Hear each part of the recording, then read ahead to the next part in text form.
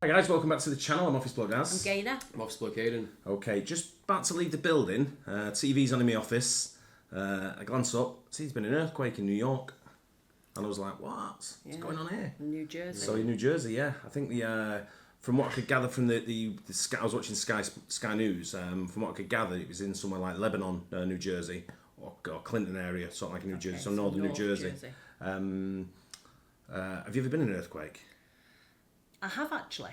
When we were in Abu Dhabi, I was at home. I picked the children up from school, and we have like a wine rack, and all the wine glasses are kind of hanging up. And all of a sudden, all the wine glasses started like clinking together, and I thought, "What's that?" But it sounds, you know, when you hear a train going past. And just vibration. It was just like ding, ding, ding, and I thought, "What's that?" And then when you came home, you said that you felt it in Dubai. Well, I was in Dubai at the time, and I was leaning on. My mate's got an office there. I was leaning on his door, like his door frame, and all his window blinds just started swaying. Like pretty bad, and you get this sensation where I was like, whoa, you feel like real sick, dizzy, you feel a bit nauseous, yeah? And I was like, what's that? And then we got this like little Kiwi guy called Warren, and he just went, fucking everybody run, earthquake! And then just legged it out of the building, and we were like, huh? Looked round like that, and you could feel like the building was like swaying.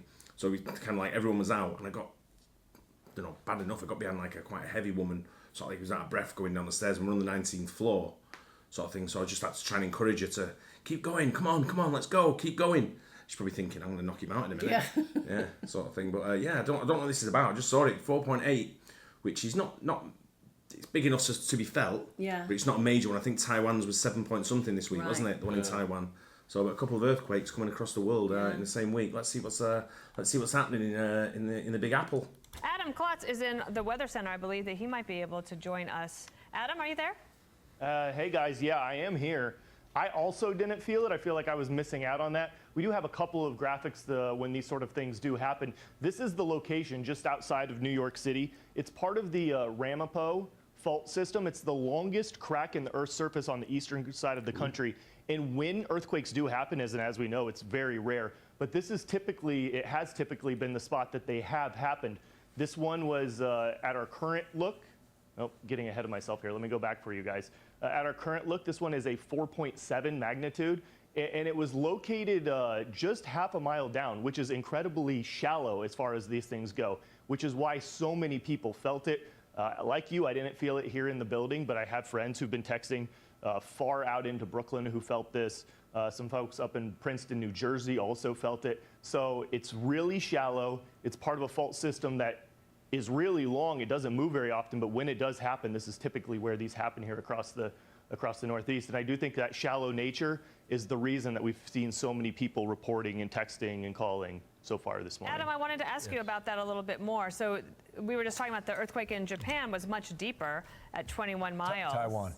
I said Japan, sorry, okay. In Taiwan. Was 21 miles below. That's what I was just going to wonder. I wonder how deep the other ones have been. Yeah. Because if he said it's quite shallow, did he say it was a mile? I'm not sure what he said. I just said he said it was quite low down. So. Oh, I thought you said a mile. But yeah, it's like I say, it's another one in Taiwan. I think was 7.7. Was it? It was a lot higher up. Yeah. So this one you're saying is much more shallow, relatively speaking, and that's why people felt it? Yeah, this one is incredibly shallow. The most of the ones we get are closer to what you see there in Taiwan. This was really shallow. It's not a huge number, but for this part of the country, this is a big number. And it is the shallowness. Obviously, the closer you are to the surface, it takes a smaller shake for us all to notice it. And this is, from what it appears, at least in these initial reports, was a very shallow earthquake. Yeah, Adam, thank you so much. Get back to work there. We'll get back to you momentarily. On the phone, John Abel, a professor and research scientist at the Weston Observatory. Sir, thank you for jumping on the phone. It's early in this story. Should people expect more tremors to follow, or how often do you get a one and done, sir? For an earthquake this large, I would expect there to be aftershocks that would be felt by people living within a few miles, perhaps a few tens of miles of the epicenter.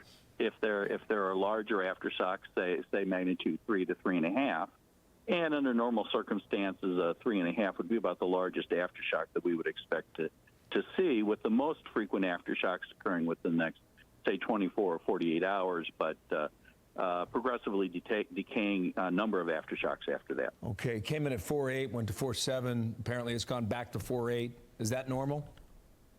Well, what happens is the very first number that comes out is an automated one from the computers, and then you want human beings to check them.